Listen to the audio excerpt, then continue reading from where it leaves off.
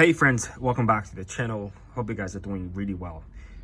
Today, I just want to use this opportunity. Again, I think I've covered this topic in my past, not in my past, but in the past. That is, man, you know what? The Hardlex, man, the mineral crystal, the proprietary, what Seiko does to grow those crystals and very successful in the market, of course. Extremely important for the whole lineup of Seikos, no matter what they do. And when they do things, we have to give those Hardlex crystal a break. All right, now, if you're a Seiko fanboy, like me, again, I'm still meeting them in the very beginning chapter of my collection, probably a bit further out than what I've done a couple of years ago. But I'm still humbled. I'm not saying that I know it all. I'm still learning. But for people like me, for collectors like me, you already know the trick. You already know the mystery, the majestic, let me just get the focus right here for you guys, sorry. The beautifulness of the Hardlex. All right, I'm picking up two watches. I think they represent, in my personal opinion, some of the best Hardlex crystal that I've ever handled on a watch. All right, by Seiko again. All right. Now, this one is the SRPK 17. Guys, I gotta make videos about Seiko 5.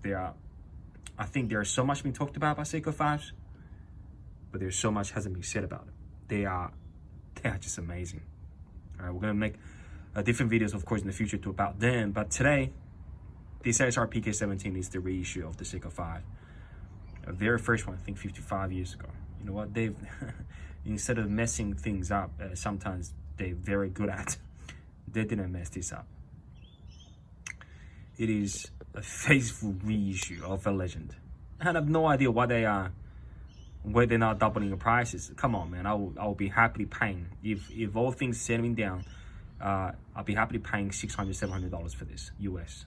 Because this is just an amazing watch. All right, now in terms of how this crystal on this is slightly domed. Look how that light is shining through the crystal, right? You get that ooze effect. And this, as we know now, is because Seiko's reissuing one of the mono lineup. This is the SNZH line, 55, the black dial. They remaking one of those right now, right? And I think one of the reasons why the platform for this went so well back in the days is because, look at that crystal, right? Again, domed, at least on the top. They are just magnificent. Okay, guys, I mean, I'm not a high user for your watch, and I doubt anyone can be a high user nowadays unless you absolutely need to strike through something, you know, very rough, very vigorous, maybe out on the field. Then you wear something else, right? You put a G-Shock on. But those watches, those mechanical watches, they're not built for that. So in today's world, I doubt anyone will put those through a very harsh environment, and they'd be fine, guys. I don't get it. I've never scratched any of my Hardlex. They're hard, guys. They're pretty tough. They're really tough. And look how that reflection goes, all right? If you're not following, if you're a watch collector, if you love what you're seeing, if this doesn't make you fall in love with the watches, guys, I really don't know what will. If you think a long power reserve, if you think a higher spec, if you think about the movements, if you think sapphire crystal, if you think anti-reflective coatings, if you think a ceramic bezel, if you really think those things will make you fall in love with the watches,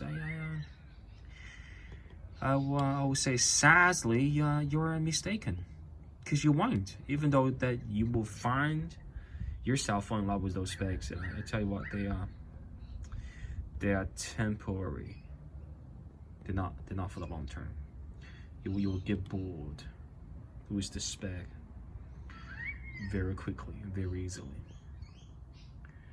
If it was those, come on, man. You can't get rid of those. You can never get rid of those. Those are geniuses. We're just taking them for granted.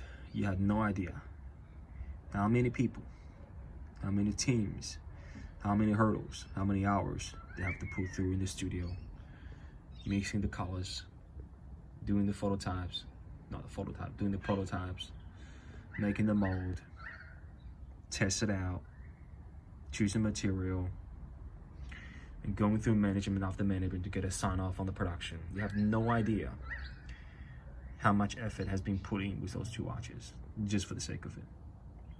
And again, I'm not even in the watch